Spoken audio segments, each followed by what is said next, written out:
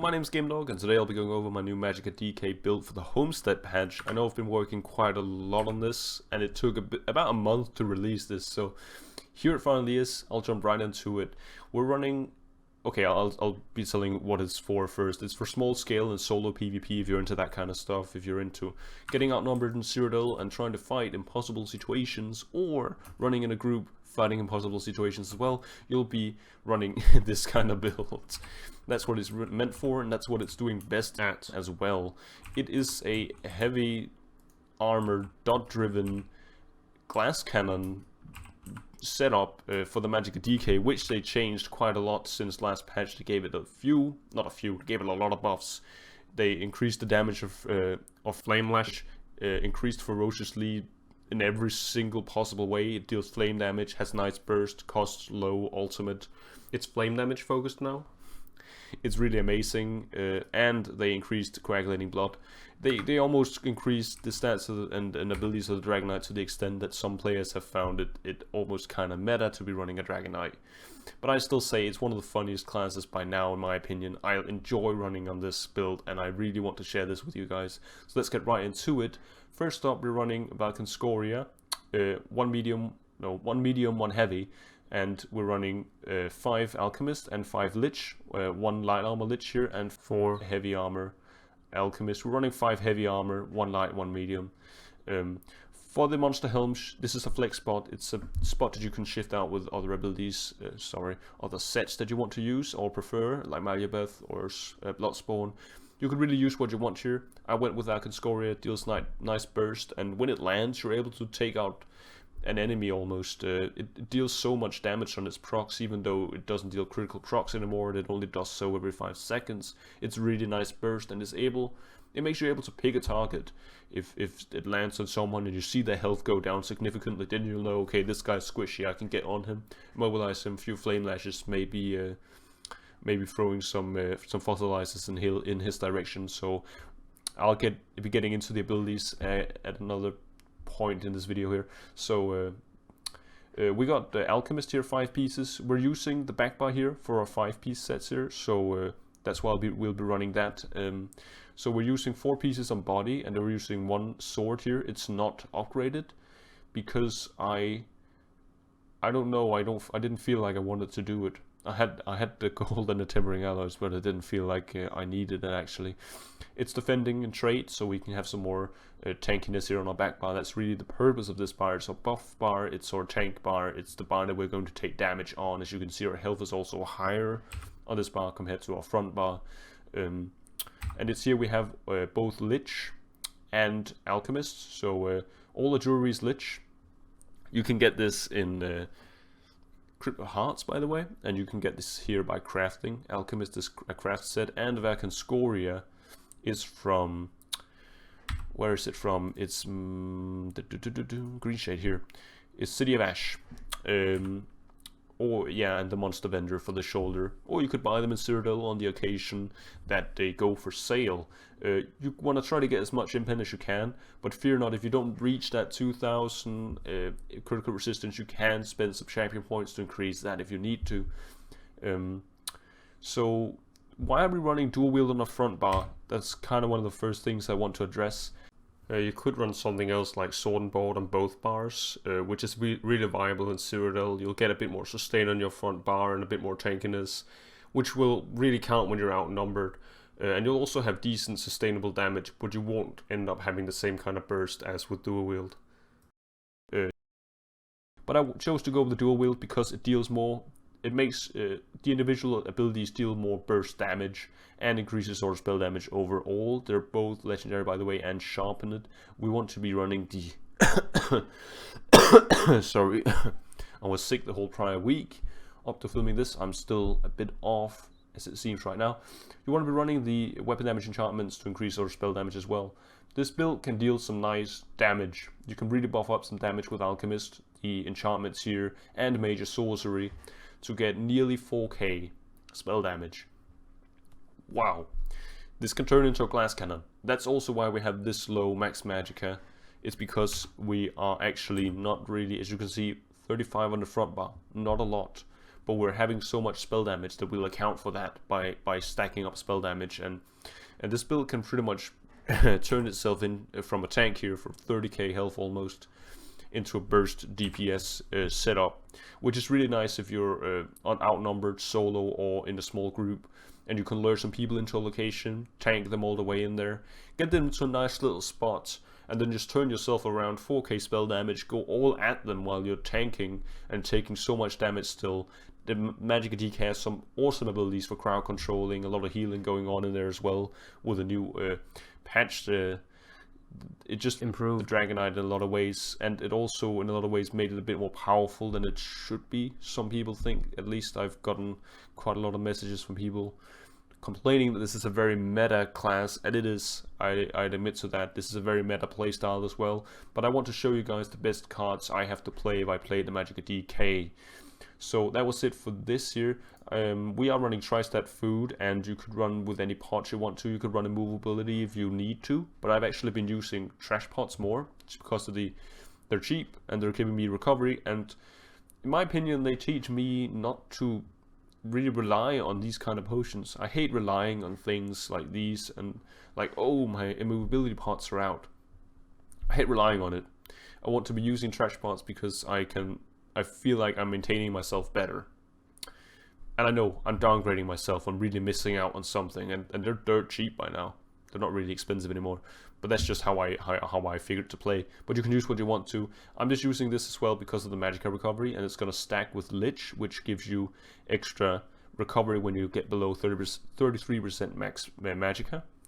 Which is also where our sustain comes from. We don't really have any recovery or much there, but when Lich procs and you can pop a potion, you'll be getting almost 3000 recovery there.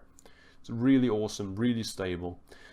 And you know, with Alchemist proccing or spell damage, it's almost 700. Sorry, I'm not trying to give them wrong numbers here.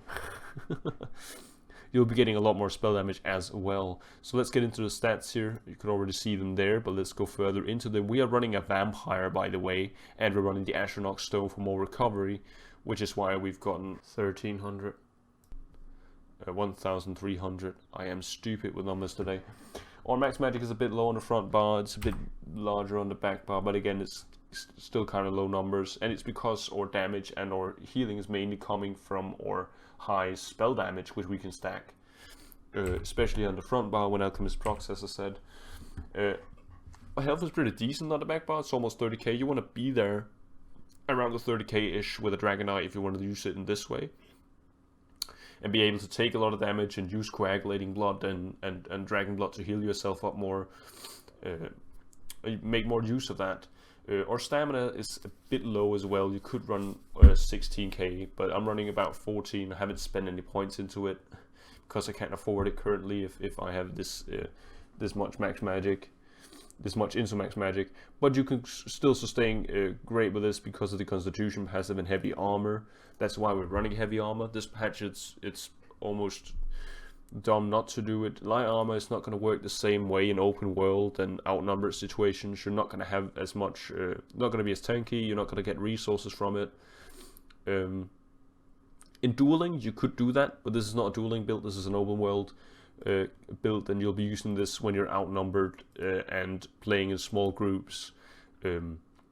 Which is also why we have a sustain setup and a weapon damage setup, while we don't just rely on a healer, because we have to figure out how to use our resources ourselves here. Our critical is a bit low, but we manage to get through with that with the high spell damage that we can stack. I don't really have a map to show it on. I think I could get one. You know what, I'll just put a picture up on the video, because I can do that, I think. So let's get right into the skills here. So first up here on the front bar, we start with that here and explain why we're running dual wield. We have the Burning Embers.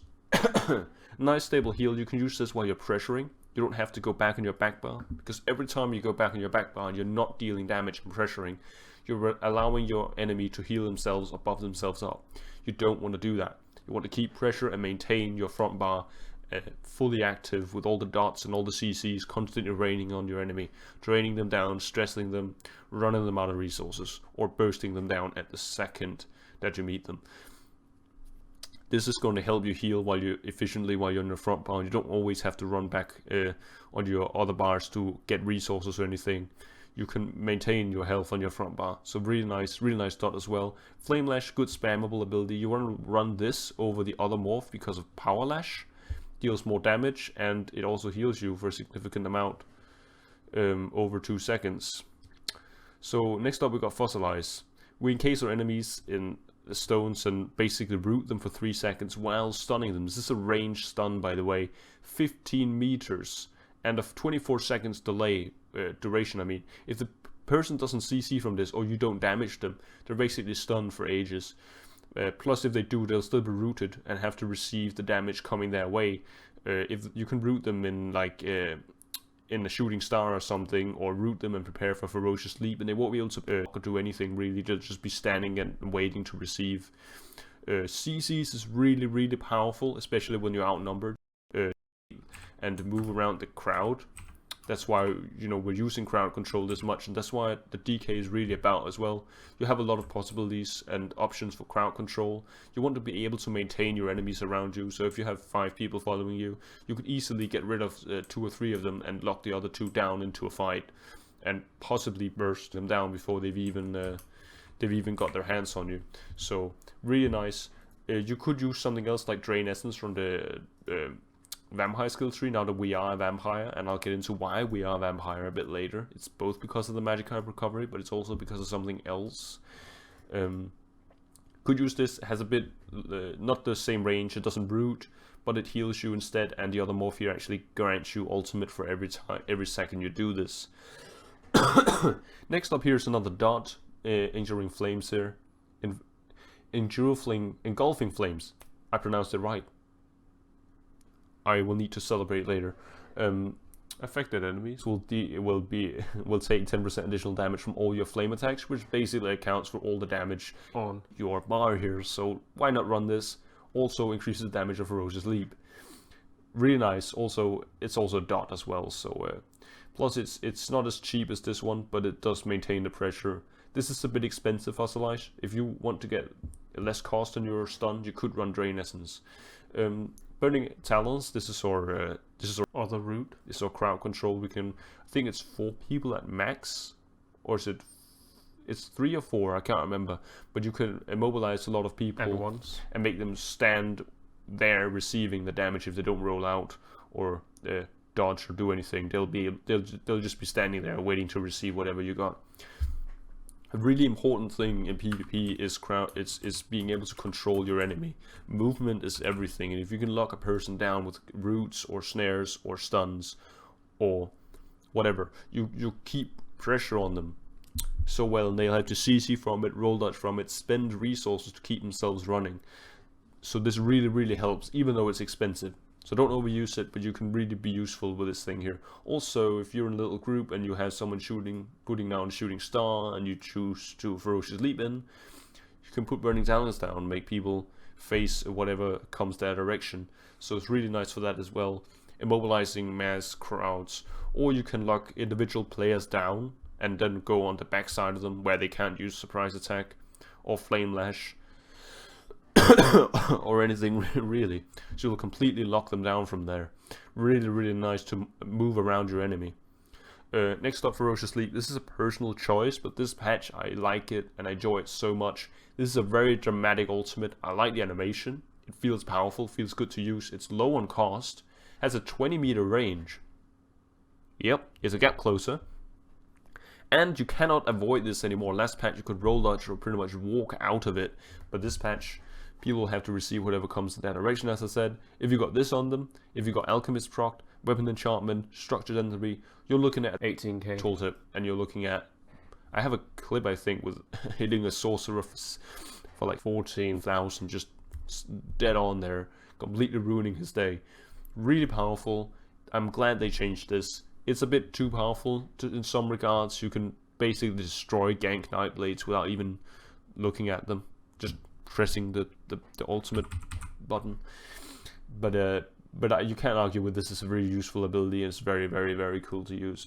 Also gives you a little damage shield. very nice, not a game-breaking thing. Another thing that I would go for. The reason we're going for this morph is because it's flame damage and it's going to help us in this case that we're playing a Magicka Dragonknight. So onto the back bar here, this is our tank and buff bar. We want to use this to buff up. By the way, this is a flex spot as well. If you want to use another ability here, you could be using anything else, the same as the ultimate, another flex spot.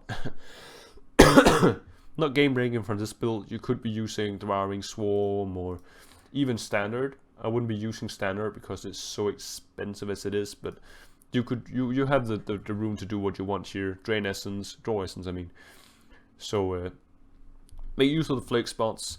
This is just my version of what I would run, what I prefer to run. You can alter and change it as you want to. This is not really anyone's build. This is just what I like to and enjoy to play. I really want to show you guys this because I enjoy it so much. I really do. This is a long time since I've enjoyed the Magicka Dragonknight as I've done this patch here. So structured entropy, we've got this is our major sorcery buff. It's a major skill ability, so it'll increase our spell damage by 20% with major sorcery, and also upon activation increase our damage over next direct hit ability. I will just find a passive for you. See if I'm not completely stupid here. Mage's Guild.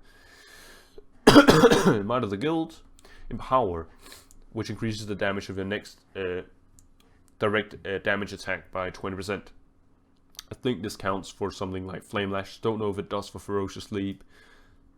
It might do for Ferocious Leap. I am not sure, but it will increase the damage of the next direct hit attack. So that's going to be nice as well. Plus, this morph gives you 8% more health in your back bar, which is why we have almost 30k here. And it helps our Dragon Blood here, Coagulating Blood, heal for more, and I'll get into that in a moment. Volatile Armor is our buff. It also makes a dot for almost 10k over 10 seconds. It gives you spell and physical resistance. This is why we're running this. It can also expose Nightblades if you hear that cloak sound, or if you've played a Nightblade. I don't know if it's just me, but have you ever thought that you've gotten used to, like, you have the kind of feeling when a Nightblade is creeping up on you. Not like right now, but you do have, and you'll be able to do this and expose them. Or if you see and find a Nightblade, you can put this on them and make their cloak experience a living hell. So really great. It's a bit expensive, so don't overuse. But again, 20 seconds duration. Can't really say anything against that. Really nice armor as well. You'll get nearly 30k, I think, on this occasion. I would have spent too much time going over these kind of things, but I'll just show you to you guys here anyway. Get 30k almost spell resistance and almost 26k. You could get more if you increase this to legendary. I've not done that, sadly, because I'm cheap. I'm a cheap head. I don't use a lot of gold and these kind of things. But do make sure in PvP overall your swords, it's really important that they're at a higher quality. This is going to increase the damage of them a lot. I think I have an equivalent here. 1132 increased to 1335. So the damage is quite, you get quite a lot more damage out of increasing those, but the armor is a bit different. But you could do it if you've been running this build for a few more months, let's say 3 months, and I might do it in the future if I enjoy playing this. I don't know if it's going to work in the coming patches here, with the battlegrounds getting introduced. I think the battlegrounds, this will work in the coming patches in open world PvP, obviously, but in the battlegrounds, if they remove CP, I've heard some people talk about that they don't want to have people running around running around with CP in there. You will need to find other alternatives than running these sets. But if that happens, I will address it and I will make another build for this occasion, for that occasion. But let's move on here. We're running Elusive Mist. This is our getaway. This is why we're vampire in the first place. It is expensive, but it reduces the damage taken by 75%, increases your movement speed by 30% for 4 seconds, and you cannot be disabled or stunned or immobilized or crippled or whatever the enemy does to you. It's a getaway. It's really nice if you want to get out of a tough situation, if the Zerg comes and brings the whole reef down, or if you just want to reposition yourself and don't care about traps and whatever the people have put on the ground. You can also use it to explode Zork mines. I've seen some people do that. I've done it myself, and it's really useful. You'll get rid of those mines quite fast, and the sorcerer will end up losing a lot of Magicka trying to reapply them, because from experience I know that the mines are quite expensive for this orc as well. So it's really nice to negate some of the stuns and immobilizes, but also just to get away in general. The Dragonknight doesn't have a lot of movement, so this will be your getaway and your, not your gap closer, but your getaway ability. Coagulating Blood, this is our main heal. This is our panic button. If we get low on health, really low, and Burning Embers is not going to help us, then we go on a back bar, we permablock a bit. Yes, we are going to play that style, and I know it's dirty, but it's working, and in this patch, with all the dirty things that people have come up with, you want to play your best cards. You do really want to play your best cards, so Igneous Shields, put this on. It will increase the healing done by 25 for 6 seconds, increasing Dragon Blood so much more. Let me just see here, if I pop up hard and I put this down, let's just see how much more. Tooltip is 8.8k. We don't have major sorcery applied, and with the spell damage enchantment we could probably get this up to 10k stable. Tooltip, it's really nice. I really like that they added a tooltip. This was a last minute changes I could figure out from the last patch, but this was really nice, and it really fixed a lot of the things about the Magicka Dragonknight. And the thing I disliked about the Coagulating Blood last patch was that you had to get really low on health to get health back, and the amount of health you got back if you got low on health was never the equivalent of any other stable heal. It is now. It's really stable. If you get low on health, it's even more stable. And you can really put your trust into this ability, and that's why we're running this. It's your panic button heal. If you have nothing else in the world, no resources, no nothing, spam this. Get your health up. Elusive Mist, reposition yourself, get your pot up, ultimate ready, something like that. Save yourself. Really nice ability by now. Should use it. If you don't use this as the Magicka Dragonknight, I don't know why you wouldn't. Just do it. Use it. Use it well. It's really awesome. And then we got Shooting Star. This is another flex spot on the back bar. You could run Devouring Swarm on the back bar here if you want to, but I run Shooting Star so I can, because people tend, when they get hit by it, to run back to their circs somehow, and they'll drag the Shooting Star with them into the circ and hit multiple people, of which I'll get ultimate from, and being able to Ferocious Leap pretty much immediately after. Plus it's a nice tactical nuke you can use in a little group. If you have 4 guys with you and they all have Shooting Star or Flame Staff ultimates, go for it. Burn them up. Position yourself. Put this on them, go in and CC them, make sure they receive the whole thing, and they'll never forget your entry on that occasion.